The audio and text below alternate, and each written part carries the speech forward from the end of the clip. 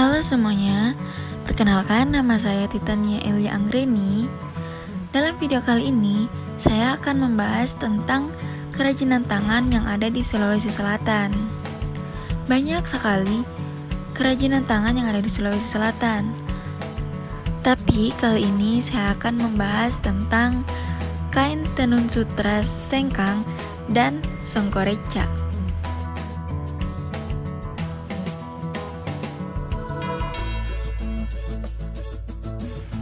Daerah Sulawesi Selatan memiliki kekayaan warisan peninggalan leluhur yang sangat mengagumkan.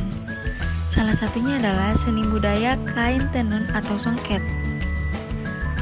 Tenun atau songket adalah teknik dalam membuat kain dengan menggabungkan benang secara memanjang dan melintang.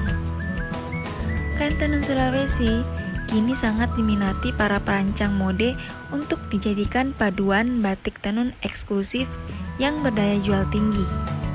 Sengkang Wajo, daerah yang terletak di Provinsi Sulawesi Selatan, yang merupakan sentral pembuatan tenun sutra khas suku Bugis. Berbagai macam hasil tenun sutra ada di tempat ini. Warna dan motif yang beragam, serta sutra yang berkualitas biasa hingga sutra yang berkualitas tinggi. Untuk menghasilkan satu helai kain tenun membutuhkan proses yang sangat panjang. Dan untuk membuat 110 cm kain dapat menghabiskan 160 gulungan benang. Benang-benang yang telah digulung dalam gulungan besar telah siap diantarkan ke pengrajin tenun. Benang-benang tersebut akan disusun berdasarkan motif yang nantinya akan ditenun. Dalam satu hari, pengrajin bisa membuat 500 meter dengan berbagai motif mulai dari tenun ikat, polos, dan tenun corak. Untuk harga kain tenun pun beragam. Semakin lama pekerjaan tenun, untuk menghasilkan kain tenun yang bagus, maka harga kain pun semakin mahal. Ada harga untuk sebuah karya yang berkualitas. Motif kain tenun sutra yang paling banyak diminati dan yang paling mahal ialah motif cobo-cobo. Menurut maknanya, Makassar terkenal dengan pelaut dan kapalnya, sehingga seperti menggambarkan ombak atau gelombang laut. Satu hal yang membedakan tenun sutra sengkang dengan tenun ikat lainnya, seperti Flores dan Sumatera, yaitu ada pada bahan dasar benang. Benang yang digunakan kain tenun sengkang berasal dari daerah Sopeng, yang merupakan penghasil ulat sutra terbesar di Sulawesi Selatan. Dulunya, budidaya ulat sutra dan pengolahan menjadi benang banyak dijumpai di daerah Sopeng, sedangkan pengolahan benang menjadi tenun berpusat di Sengkang. Namun, sekarang tidak mudah menemui peternak ulat sutra di kawasan ini. Banyaknya peternak yang gulung tikar karena faktor cuaca dan alih fungsi lahan dari kebun murbei menjadi kebun kakao. Murbei sendiri adalah makanan untuk ulat sutra. Untuk mendapatkan hasil benang yang baik, maka diperlukan makanan yang baik pula. Untuk mendapatkan pohon murbei yang baik, maka tempat pembudidayaannya harus jauh dari polusi dan harus diperhatikan agar ulat sutra pun menghasilkan benang yang berkualitas. Tenun beragam, diantaranya ada tenun Toraja dan sengkang. Tenun Toraja menjadi perlambang status sosial yang dibuat dengan teknik ikat dan megah. Tenun kerap dipakai untuk upacara sakral dan kematian dengan motif bercorak tongkangan. Sementara tenun dari sengkang ada juga yang menyebutnya dengan Bugis atau Makassar, bermotif unik dan warna-warna yang cerah.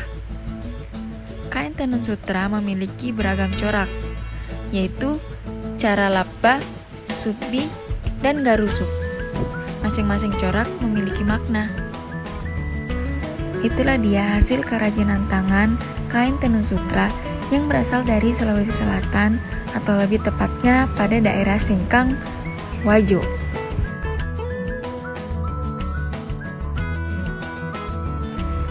Kerajinan tangan berikutnya yaitu songkok reca.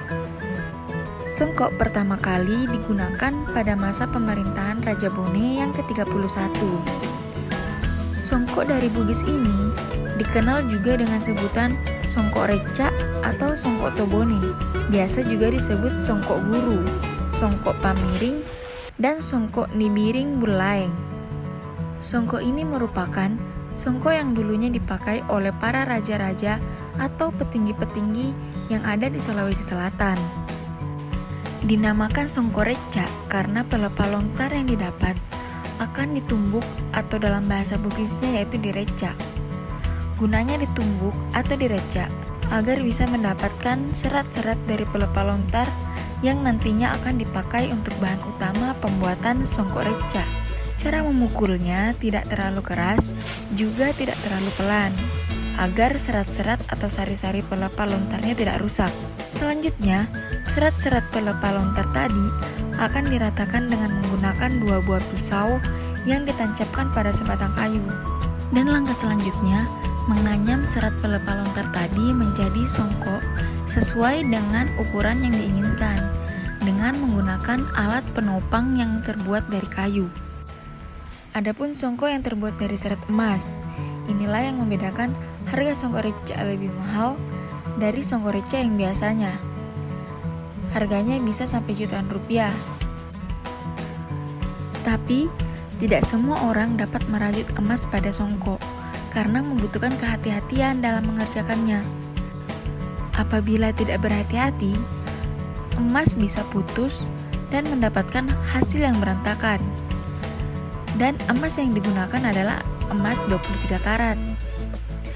Karena jika menggunakan emas 22 karat, hasilnya akan keras dan hasil warnanya kurang bagus. Sementara emas 24 karat tidak bisa dipilih menjadi benang.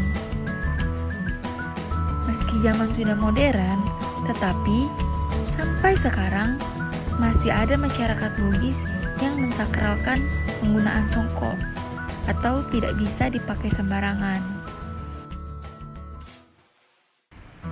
Itulah kerajinan-kerajinan tangan yang ada di Sulawesi Selatan, khususnya di daerah Bone dan Sengkang, yaitu tenun dan songkok reca. Sekian dan terima kasih. Wabillahi taufiq wal hidayah. Wassalamualaikum warahmatullahi wabarakatuh.